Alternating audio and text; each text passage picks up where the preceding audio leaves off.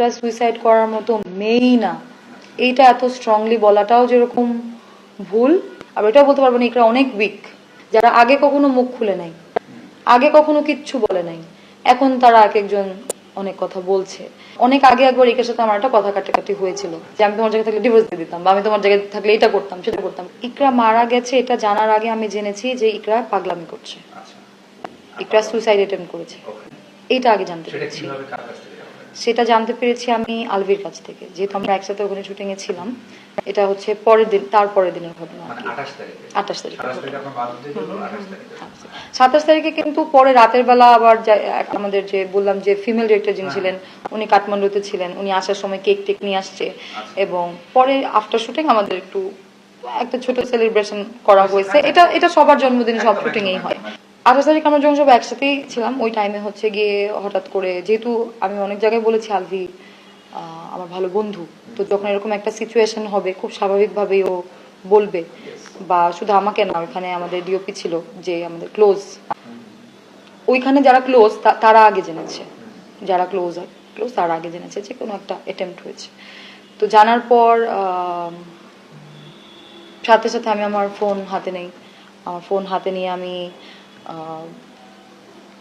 মানে ইকরাকে কল করা শুরু করি, যেহেতু ওর সাথেও আমি কানেক্টেড ছিলাম। ওকে আমি কল করা শুরু করি। আলভি দেখা যায় যে আলভি কাকে কাকে জানি কল করছিল। ওদের মধ্যে কোনো কিছু নিয়ে আর্গুমেন্ট চলছিল, এটাই আমি জানি।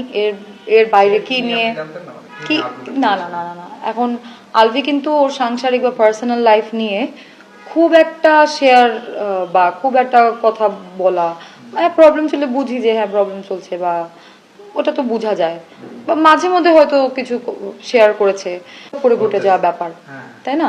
ওইটা তো আসলে ওইভাবে কথাই হয় নাই যে কি নিয়ে ইস্যুস চলতেছে ওদের। ওর বাসায় যে অ্যাসিস্ট্যান্ট অর্ক, ওর সাথে মনে হয় আলভি যোগাযোগ করেছিল তার আগেই, যে রুমে যেয়ে দেখতে, ততক্ষণ অর্ক অলরেডি ওইখানে গিয়ে নক টক করছে। এই টাইমটাতে আমি ইকরাকে ফোন দেওয়া শুরু করেছিলাম বেসিক্যালি। তো এরপরে ফাইনালি যখন অর্ক ভিতর পর্যন্ত যেতে পারে, মানুষজন আসে, সিচুয়েশনটা এমন ছিল যে আমার কল দিচ্ছে কিন্তু অর্ক কথা বলতে পারছে না, মানে ওই জায়গাটা সামলাবে নাকি কথা বলবে, এরকম একটা বিষয়। এবং ইকরাকে নিয়ে ওরা হসপিটালের উদ্দেশ্যে বের হয়ে যায়। এরপর আমি অর্ককে কিন্তু ননস্টপ কল দিচ্ছিলাম, মানে আমি অর্ককে দিচ্ছি, আমাদের একটা ভাই আছে আলভি তাকে দিচ্ছে, মানে যে যাকে পারছি, কারণ আমরা তো দেশের বাইরে এবং নিরুপায় এবং অসহায়। তো সেই জায়গা থেকে ওইখানে দেশে যারা আছে তাদেরকে রিচ করার চেষ্টা করা হচ্ছিল, যাদের কথা মাথায় আসছিল। তো অর্ককে আমি ফোন দিতে থাকি, অর্কর ফোনে এমবি থাকে না, এই কারণে কল রিসিভ করলেও মানে রিসিভ করে কিন্তু কেন জানি কানেক্টিং লেখা উঠতেছে। পরে আমাকে টেক্সট পাঠায় যে আপু ম্যাডামের ফোনে ফোন দেন।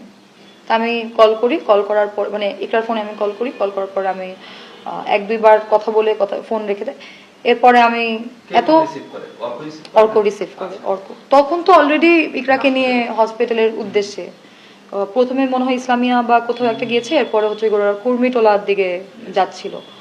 ওই কুর্মিটোলা যাওয়ার পথেও আমার তখন কথা হয়, এবং আমি অর্ককে বারবার জিজ্ঞেস করতেছিলাম যে ও কি হিস্ট্রি ব্রিদিং, ওর কি হার্টবিট চলতেছে, অর্ক ভালো করে চেক করো। অর্ক বলতেছিল যে মনে হয় চলতেছে।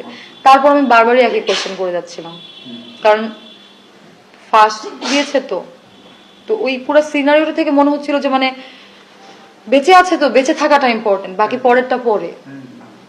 এরপরে হচ্ছে গিয়ে একটা পয়েন্টে গিয়ে আমি, ওরা যখন অলরেডি কুর্মিটোলায় পৌঁছে, আমি অর্ককে বলি যে অর্ক তুমি ফোনটা কাইটো না, তোমার আমার সাথে কথা বলতে হবে না, বাট আমাকে ফোনটা থাকে না যে আমরা লাইনে রেখে দিলাম, যাতে আমি ওইখানের পরিবেশ, ওখানে কি হচ্ছে, কে কি বলতেছে, যেন কানেক্টেড যেন থাকি, কারণ ওই যে বললাম দূরে আছি, অসহায় এবং নিরুপায়। তখন আলভিও আছে সামনে, মানে লাউড দিয়ে আমরা আরো কয়েকজন মিলে মানে ওই কানেক্টেড থাকার চেষ্টা করছিলাম আর কি। তো এরপরে হচ্ছে গিয়ে হঠাৎ করে কানে আসে যে উনি তো অনেকক্ষণ আগে মারা গেছে। আমি তো বললাম ওদের যতটুকু আমি জানি ওদের যখনই কোনো ঝগড়াঝাটি হতো, এটা শুধু ওদের না, এটা যে কোনো সংসারেই হয়, যে এক বিষয় নিয়ে ঝগড়া হলে 10 বিষয়ে চলে আসে। হ্যাঁ, তো ওই 10 বিষয়ের মধ্যে আমি থাকতেও পারি, নাও থাকতে পারি, I don't know, I have no idea. এটার মধ্যে অনেক তর্ক বিতর্ক আছে। ও এর আগেও সুইসাইড অ্যাটেম্প করেছিল, এটা কেউ অস্বীকার করতে পারবে না, কেউ অস্বীকার করতে পারবে না। ও আগেও সুইসাইড অ্যাটেম্প করেছে। ইকরা সুইসাইড করার মতো মেয়েই না, এইটা এত স্ট্রংলি বলাটাও যেরকম ভুল, আবার ইকরা মানে আপনি পজিটিভ নেগেটিভ যে পৃষ্ঠাতেই আপনি ফেলেন, দুইটাই আপনি কোনোটাই কনফিডেন্টলি বলতে পারবেন না। এটাও বলতে পারবেন না যে ইকরা সুইসাইড করার মতো মেয়েই না, আবার এটাও বলতে পারবেন না ইকরা অনেক উইক, সুইসাইড করতেই পারে। কনফ্লিক্ট আছে বিষয়টার মধ্যে।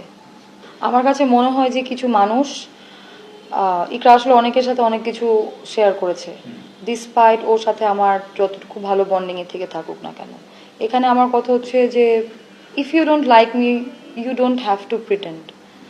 তুমি আমার সাথে প্রিটেন্ড যদি একরকম করো, তাহলে কিন্তু আমি বুঝতে পারবো না যে তুমি আসলে কি চাও। আমার তো ক্যারিয়ার, আমার একটা স্টাবলিশ জুটি, দর্শকের গ্রহণযোগ্যতা আছে, আমি তো আমার মতো কাজ করতে চাইবই, সেটা আমি নষ্ট করতে চাবো না, তাই না? আনলেস সেখানে কোনো ম্যাসিভ ম্যাসিভ যদি কোনো ঘটনা ঘটে যায়, তখন ওইটা ছাড়া আমি হয়তো চাবো যে না, আচ্ছা আমার কাজটা সুন্দরভাবে যে স্মুথলি চলছে, স্মুথলি চলুক। অনেকের ক্ষোভ আছে, আলভির সাথে ব্যক্তিগত রেষারেষি আছে, এবং যেহেতু আমরা স্টাবলিশ জুটির পাশাপাশি খুব ভালো বন্ধু, সেটে আমাদের অনেকে খুনসুটি দেখেছে, সেটে আমাদের সেটের মধ্যে আমাদের যে বন্ডিংটা থাকে সেটা দেখেছে, হয়তো সেই জায়গা থেকে বলছে। বা ইকরা অনেক ওর ফ্রেন্ডদের সাথে অনেক কিছু শেয়ার করেছে, তো যেহেতু অনেক কিছু শেয়ার করেছে, তো এত কিছু যেহেতু ও শেয়ার করেছে, সো হয়তো অনেকের কাছে মনে হচ্ছে যে তিথি এখানে দোষী। কিন্তু আমি না ওই সময় দেশে ছিলাম, না আমি ইকরাকে কোনোদিনও আত্মহত্যার জন্য প্রভোগ করেছি।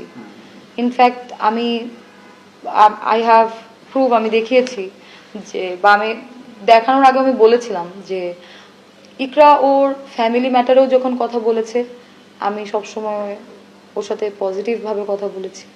ও যখন ওর সাংসারিক ব্যাপারে ফ্রাস্ট্রেশনের জায়গা থেকে কিছু, ও কিন্তু অনেক মানুষের সাথেই ওর সাংসারিক ব্যাপারে শেয়ার করতো। ইতিমধ্যে আমরা দেখেছি যারা আগে কখনো মুখ খুলে নাই, আগে কখনো কিচ্ছু বলে নাই, এখন তারা এক একজন অনেক কথা বলছে।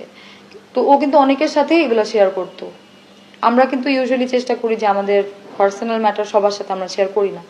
ওর ফ্রেন্ডদের সাথে তো অবশ্যই করবে, যারা ক্লোজ ফ্রেন্ড তাদের সাথে অবশ্যই করবে, বাট ক্লোজ ফ্রেন্ড ছাড়াও কিন্তু অনেকের কাছেই শুনলাম যে ইকরা তাদের সাথে শেয়ার করেছে, তারা নাকি আগে থেকেই জানতো। ওর ফ্রাস্ট্রেশনের ব্যাপারটা যখন আমার সাথেও শেয়ার করেছে, আমি কিন্তু ওর খুব আহামরি ক্লোজ না, কিন্তু ও কিন্তু শেয়ার করেছে। হ্যাঁ, তো যখন শেয়ার করেছে, আমি কিন্তু আমার জায়গা থেকে আমি কিন্তু ওকে আমার বাউন্ডারি মেনটেন করে বুঝিয়েছি। আমি কিন্তু ওকে আবার বেশি কথা বলতে পারবো না, কারণ অনেক আগে একবার একের সাথে আমার একটা কথা কাটাকাটি হয়েছিল। সেই জায়গা থেকে আমি যদি ওকে এখন একটা যদি আমাকে জিজ্ঞাসা করে তিথি তুমি আমার জায়গায় থাকলে কি করতা, আমি ওকে বলতে পারবো না যে আমি তোমার জায়গায় থাকলে ডিভোর্স দিয়ে দিতাম, বা আমি তোমার জায়গায় থাকলে এটা করতাম সেটা করতাম, কারণ আমি কিছু বললে পরে দেখা যাবে সেটা আবার নেগেটিভও হতে পারে। তা আমি আমার বাউন্ডারি মেনটেন করে ওকে সবসময় বুঝাতাম। বা ও যখন আলভির সময় দেয়া নিয়ে কথা বলতো যে আলভি কতটুকু সময় দেয়, কতটুকু সময় দেয় না, কতটুকু সময় দেয় কতটুকু সময় দেয় না, এটা আসলে আমরা বুঝি একটা আমরা যে প্রফেশনে আছি এখানে থেকে কতটুকু সময় দেওয়া পসিবল, এবং সেই পসিবল টাইমটুকুর মধ্যে আসলে সময় দিয়েছে কিনা, এটা তো আসলে আমরা আরেকটু ভালো মতো স্টাডি করলে আমরা জানতে পারবো বা আমরা দেখি।